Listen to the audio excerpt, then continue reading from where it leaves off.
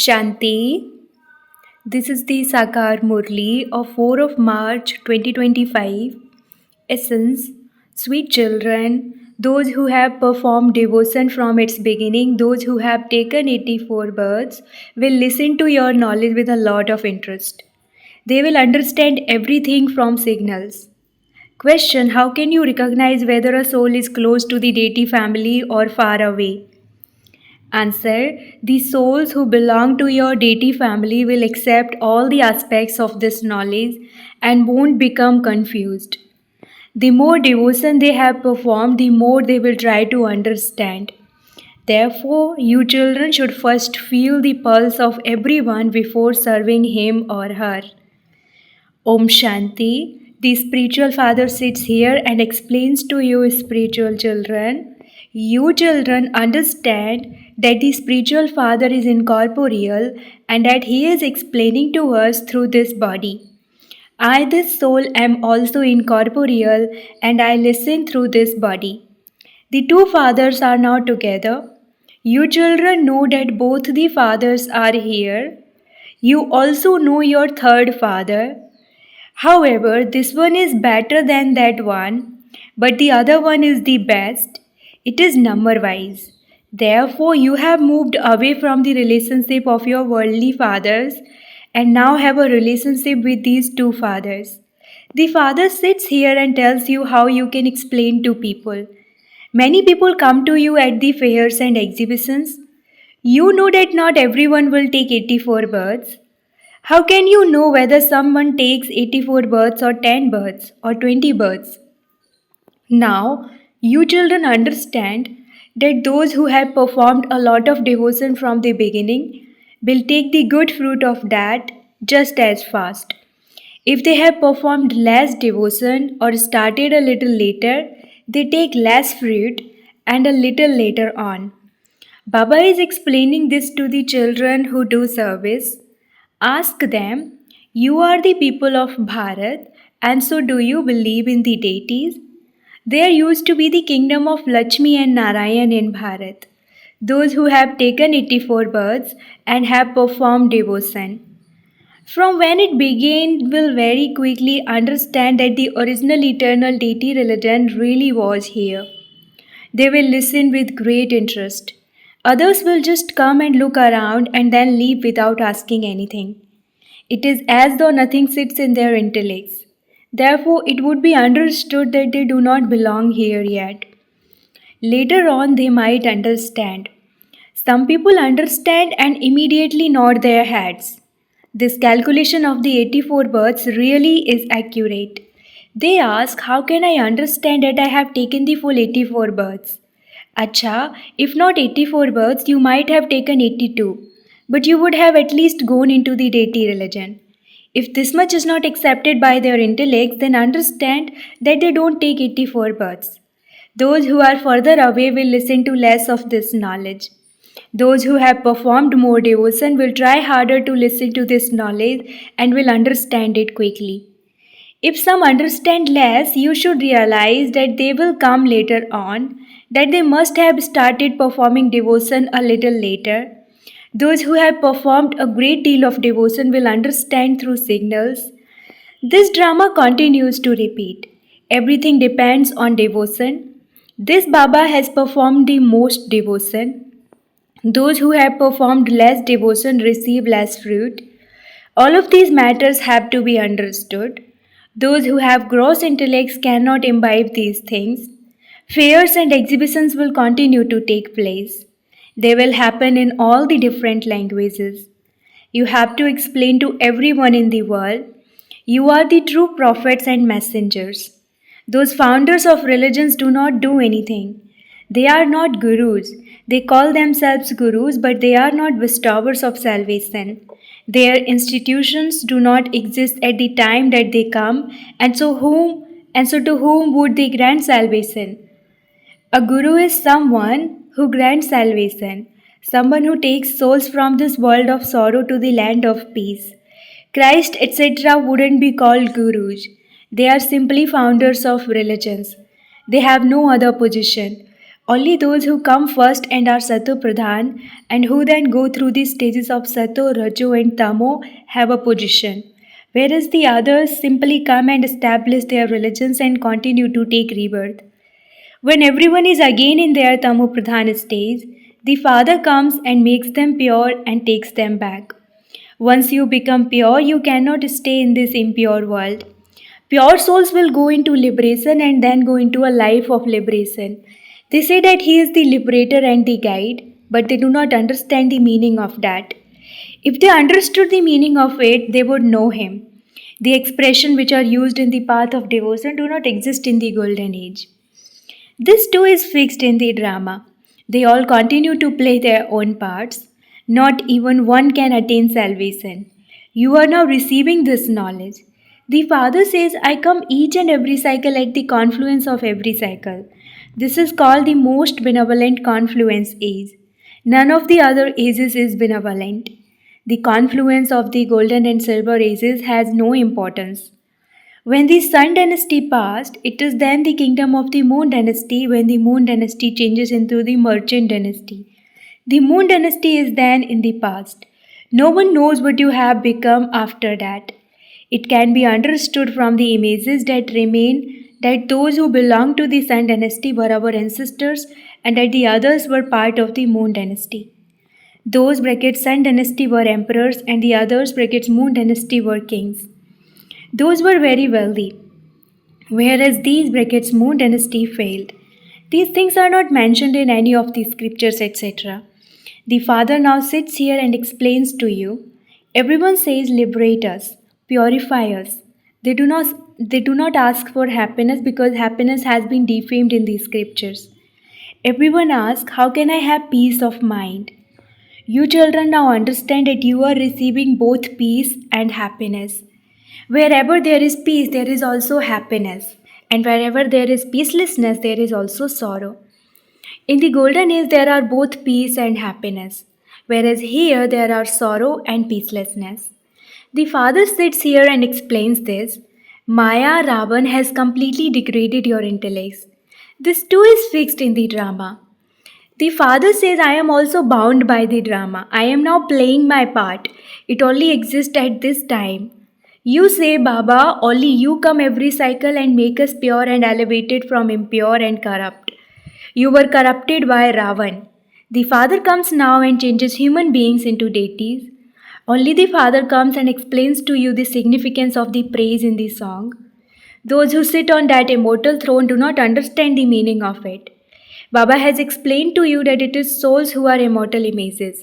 This body is the chariot of this soul. An immortal image, an image that never experiences death, is sitting in it. Death will not come to you in the golden age. There will never be untimely death there. That is the land of immortality, whereas this is the land of death. No one understands the meaning of the land of immortality or the land of death. The Father says, I explain everything to you in a very simple way. Simply remember me alone and you will become pure. Sages and holy men sing, O purifier. They call out to the Father, the purifier. Wherever you go, they will definitely call out purifier. The truth can never remain hidden. You know that the Father, the purifier, has come and is showing us the path. A cycle ago, too, he said, consider yourselves to be souls and constantly remember me alone, and you will become Satupradhan. You are all lovers of the one beloved.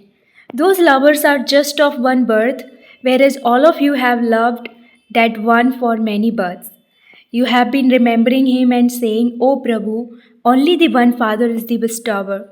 It is only from the Father that the children would ask for something. When souls become unhappy, they remember the Father. No one in happiness remembers him. Everyone remembers him when they are unhappy. Baba, come and grant salvation. Just as when they go to their Guru and say, grant us a child. Acha, if they receive a child, they become very happy. However, if they don't receive a child, they say it is the will of God. They do not understand the drama at all. If they speak of the drama, they should know everything. You know the drama, no one else knows it. It is not mentioned in any of the scriptures. The drama means this drama. You have to know its beginning, middle, and end. The father says, I come every 5,000 years. The four ages are completely equal. Importance is also given to the swastik. A swastik is drawn on the ledger brackets accounts book they keep. This too is the ledger of how we make our profit and then go into loss. From making a loss, we have now reached the state of total loss. This is a play about victory and defeat. If there is wealth and health, there is happiness. However, if there is wealth but not health, then there isn't happiness. I give you both health and wealth, and so you would also have happiness. When someone leaves his body, they say that that soul has gone to heaven, yet internally they experience sorrow. However, they should be even happier. Why do they invite that soul to return here to hell? They do not understand anything. The Father now comes and explains all of these things to you. He explains to you the secrets of the seed and the tree. No one else can create such a picture of the tree. This one neither created it nor did he learn of it from a guru.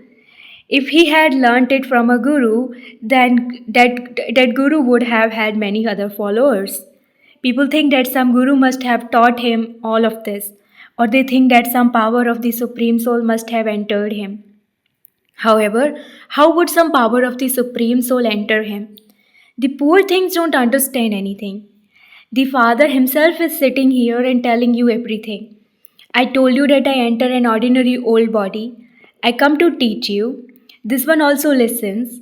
His attention is on me. He too is a student. He doesn't call himself anything else. As well as being the father of humanity, he is also a student. Although he had a vision of destruction, he didn't understand anything. Gradually, he came to understand it all. Just as you now understand it, the Father explains to you, and this one in between also continues to understand.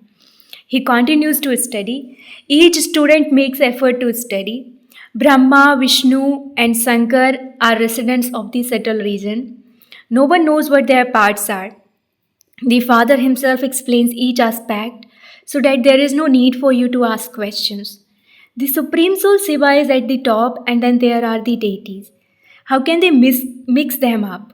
You children now know that the Father enters this one and that this is why we are called Bap Dada.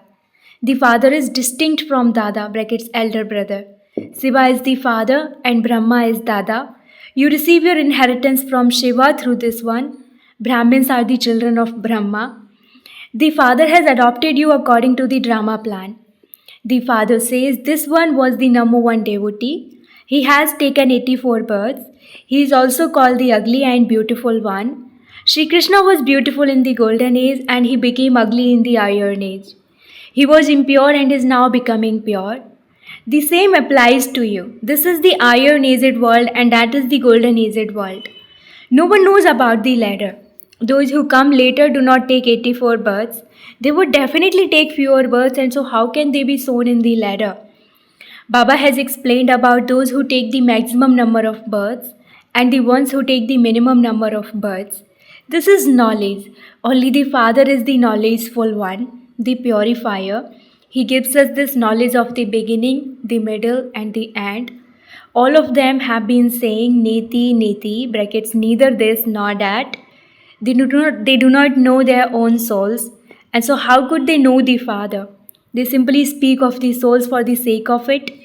They do not know anything. You now know that a soul is eternal and that he has an imperishable part of 84 births recorded within him. Such a tiny soul has a whole part recorded within him. It is understood that those who listen to this very carefully and also understand it are those who are close. If this knowledge does not sit in their intellects, it is understood that they will come later on. Feel their pulse at the time of giving this knowledge. Those who explain it are also number wise. This is your study. The kingdom is being established. Some claim the highest status of all, the status of a king, whereas others become maids and servants of the subjects. However, it is true that there isn't any sorrow in the golden age. That is called the land of happiness, heaven. It is because it existed in the past that they remember it. People think that heaven must be up above.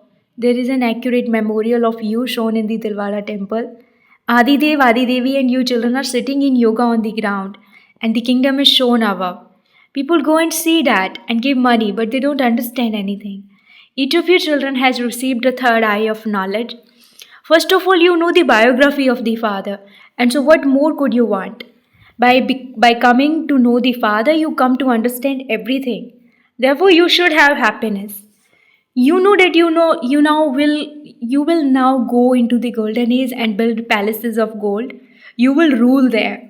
The intellects of serviceable children will know that this spiritual knowledge is being given by the spiritual father. The father of souls is called the spiritual father. He is the bestower of salvation. He gives the inheritance of peace and happiness. You can explain to them. This picture of the ladder is about the residents of Bharat who take 84 births. You come halfway round the cycle, and so how can you take 84 births? We take the maximum number of births. These are very deep matters and have to be understood. The main thing is to connect your intellects in yoga to the Father in order to become pure from impure. If you promise to become pure but you then become impure, your bones will be totally crushed. It will be as though you fall from the fifth floor of a building. Your intellects would become totally unclean and your conscience would begin to bite you. You would then not be able to speak about any of this. This is why the Father says, remain cautious. Acha, to you, sweetest, beloved, long lost and now found children, love, remembrance, and good morning from the mother, the father, Bap Dada. The spiritual father says namaste to you, spiritual children, and spiritual children say namaste to the spiritual father. Essence for dharana number 1: understand this drama accurately and become liberated from the bondages of Maya. Consider yourself to be a soul, an immortal image. Remember the Father and become pure. Become a true prophet and a messenger, and show everyone the path to the land of peace and the land of happiness. Benefit all souls in this benevolent confluence age. Blessing, may you remain aware of the Father and your service, and thereby become free from all attractions and experience a constant and stable state. A servant always remembers his service and his master. In the same way, you world servants, you true server children, also cannot remember anything except the Father and service. It is only through this that you experience being in a constant and stable state. Apart from the sweetness of the one Father, all other flavors seem tasteless. Because of tasting the sweetness of the one Father, you cannot be attracted to anything else. The intense effort to have a constant and stable state will free you from all attractions. This is your elevated destination. Slogan: in order to pass the paper of delicate situations, make your nature powerful. Slogan: in order to pass the paper of delicate situations, make your nature powerful. Om Shanti. Avyakt signal: adopt the culture of truth and good manners. If you see or hear something untruthful, do not spread that falsehood into the atmosphere. Many say that's a sin, and I can't bear to see anyone committing that sin. However, to spread things that are untrue into the atmosphere is also a sin. You wouldn't spread something you see or hear like this in your logic family. You would hear it with your ears and hide it in your heart. It is also a trace of sin for someone here to spread anything wasteful around. Such small sins finish the experience of the flying stage. Therefore, understand the deep philosophy of karma and adopt the power of truth in its true form. Om Shanti.